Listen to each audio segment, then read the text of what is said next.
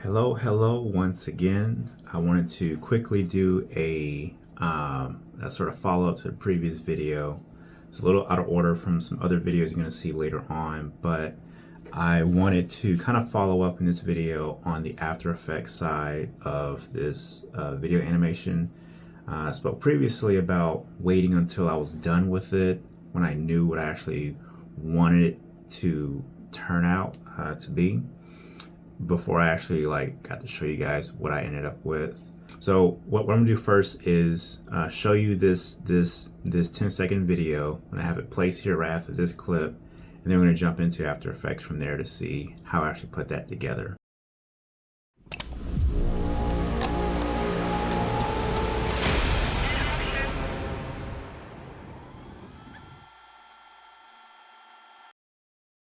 All right, so we are in After Effects now, another program that I was a little rusty in working in, but actually After Effects is like the first Adobe product I've ever worked on. It was I know I'm on a rant right now, but on a tangent. But before I learned video editing in Premiere, I learned VFX editing and motion graphics and things like that in After Effects. I had After Effects CS5. Shout out to those who know about the CS line of Adobe products before CC. All right, so what I'm gonna do is I'm gonna show you the layers that I had to work with. What I had to do is start with the actual logo itself. I had to, in the previous video, I did a bunch of stuff in organizing the video layer, or the Illustrator layers, so that each element showed up as their own separate entity. But I had to go back and do some rehashing because the way I wanted it to show up here in After Effects requires some more finagling in Illustrator. So there's a lot of back and forth, but I finally got it to where I wanted it to be. I started over animating the aperture ring blades, and it just didn't feel like what I would want to do. I'm trying to keep this animation simple and also think about, I'm not animating this for corporate business or whatever. Like this is a film production, so there's only so much that I really want to do. And I actually did not animate the logo itself whatsoever, but I gave it this ring animation. And let me pull up the keyframes here. All right, so now it's a lot to see. Pretty much each let me go back to the first one. So you see each layer, each circle, each orange layer we have has one mask that is the additive mask, and then a second one that is the subtractive mask. So pretty much that is what is developing that ring right here. The outer part is introducing the orange, the inner part is removing it.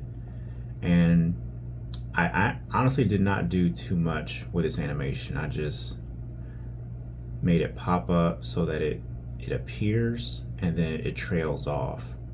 But I have it offset so that the ring fades, it thins itself out. And then I just duplicated that to give it this sort of pulsing, the sense of pulsating. Not for any particular reason. I know that each animation, each thing should be motivated, something with a little more impact behind it, or some story, whatever. I just wanted this nice sort of orange ring. This orange is my sort of color pop that I have for the brand, so I want it to pop within this animation. So I have this in its own composition, so that it's separate. I can come in here, aside from all the filters, the camera animations, all that kind of stuff, If I want to make a minor tweak or animate the logo anymore in the future, I can just come here and do what I got to do in a more simplistic platform or area.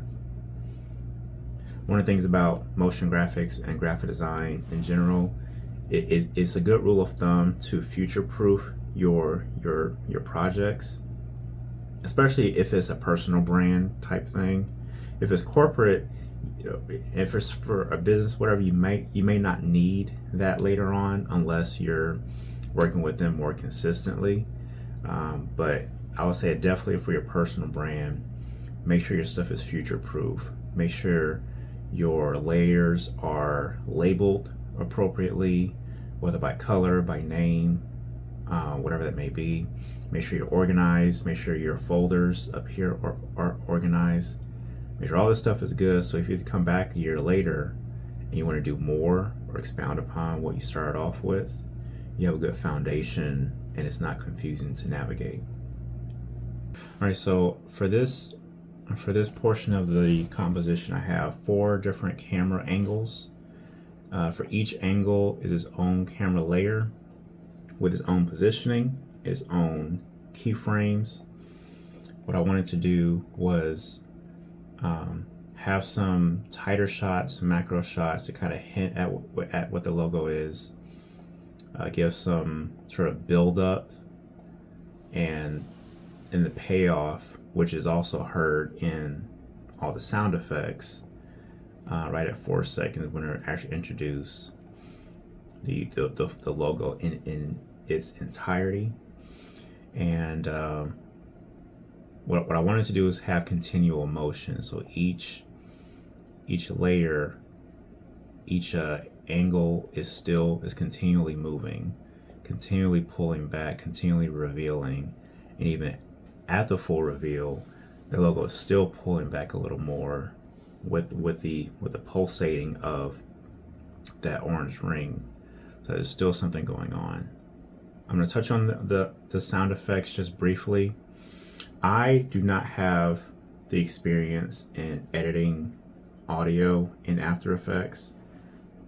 For the most part, I keep all the audio editing and stuff in Premiere. Only thing I'll go into After Effects to do is to edit the actual graphics or special effects I'm adding to an individual clip for a film.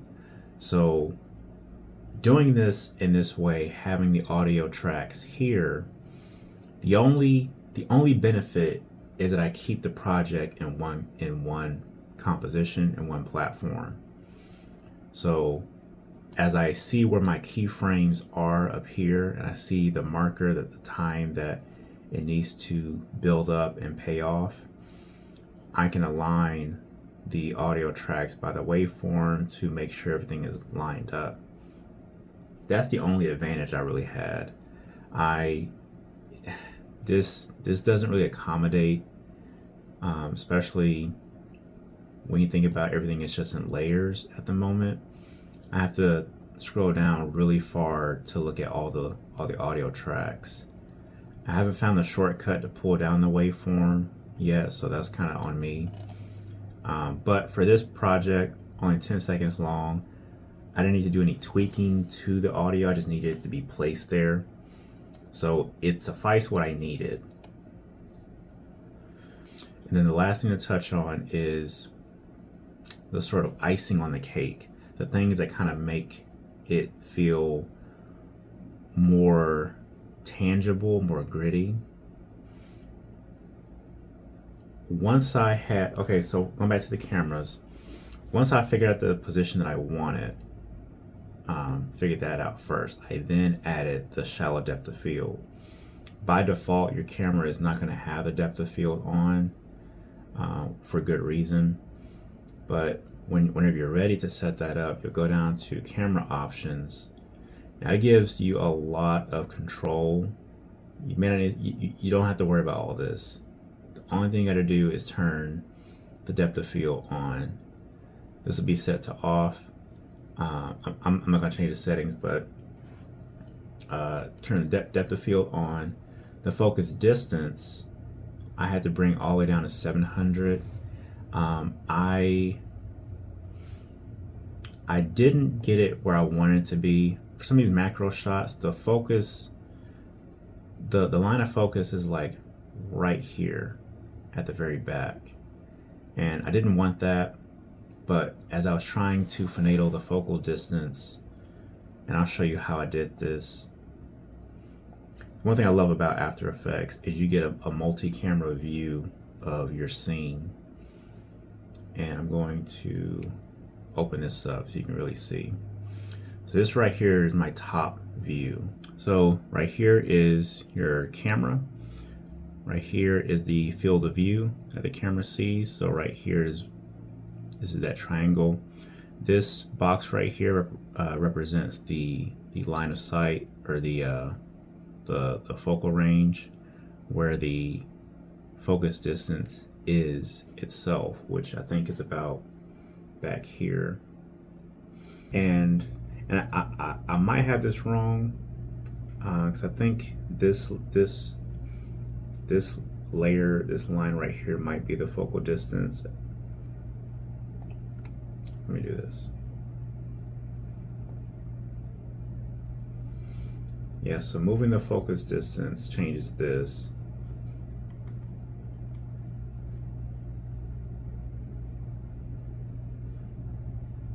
I think I also modified the aperture, which would change the amount of light coming in. I don't think I messed with that. There's a lot more to control and to modify to your liking, but I knew I wanted to keep this simple. I wanted to show you that because it's really cool the ways in which you get to look at a scene and decide how you want to place it. You don't have to just see it from the front up view. You have multiple angles to work with. So saying all that just to say how powerful this camera work is. One other thing to mention, if you're in After Effects and you want to do 3D camera work, you toggle F4. If you have this showing up, you toggle F4, it'll change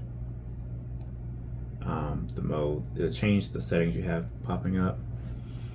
But right here, this is your 3D toggle. You gotta turn all these layers on 3D, so that when you're changing the camera angle, it recognizes that whatever is in 3D space is going to adhere to that 3D camera movement. Otherwise, what will happen is it'll just remain flat. For example, if I have that, if I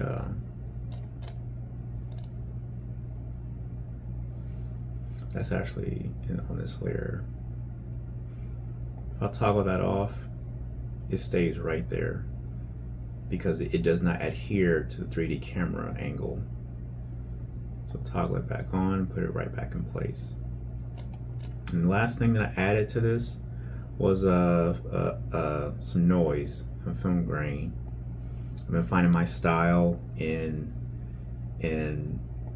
textures and stuff of some of my recent micro short films, and so I wanted to bring that here. I just had a little difficulty in how I wanted it to affect the logo in the background, because at face value, let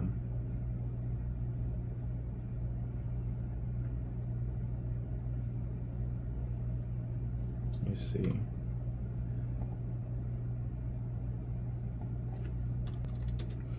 So at face value, that's how it starts off. What I like to do first is play with the ways in which it affects the shot. And I start off with screen. The issue is that it stays at full opacity on the black background. And I think I came across subtract by accident. And what it did is it actually applied itself onto the text as a texture, on the logo as a texture. And then from there, just bring the opacity down. So once you know how you want it to affect, then you can play with the intensity from there. And that's how this came together. So I'm hoping that the video was concise. The screen recorder that I have gives me a cap at like 5 minutes. So I really apologize if it had cut off at a time that I was showing something and had to start over. Hopefully in the edit, this will come together better. If you enjoy seeing this type of breakdown on the graphic design aspect of it, give video a thumbs up. Leave a comment down below if you had any questions on the After Effects side of this, or even the previous video on the Illustrator side. Drop that in the comment as well.